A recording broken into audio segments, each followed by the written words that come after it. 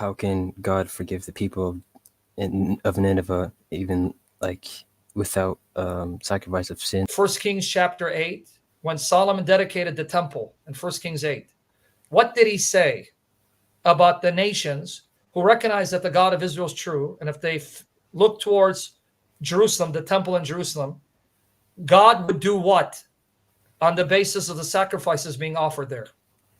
Hear their prayer and forgive them, right? Yeah.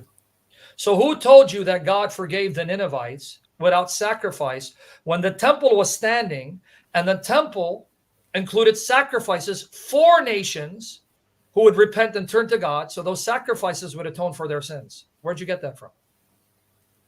Oh, that's a good answer. Thank you, Sam.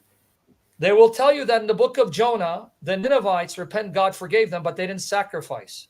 The problem is, during the time of Jonah, if you read his prayer, he's looking towards the temple in Jerusalem and crying out to God to forgive him as he's in Sheol, meaning the temple is standing. And if you read Solomon's prayer of dedication, it's found in 1 Kings chapter 8, 2 Chronicles chapter 6, and then you read chapter 7.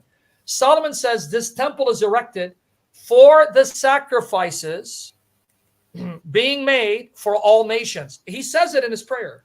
If the nations hear about your great name and turn towards this location and pray, forgive them. Hear their prayer and forgive them. On the basis of what? This temple will be making sacrifices for all their sins. So if anyone responds, let those sacrifices atone for their sins so you can forgive them. That the Ninevites were forgiven without sacrifice when sacrifices were being made in the temple for nations like the Ninevites to turn and repent and be saved.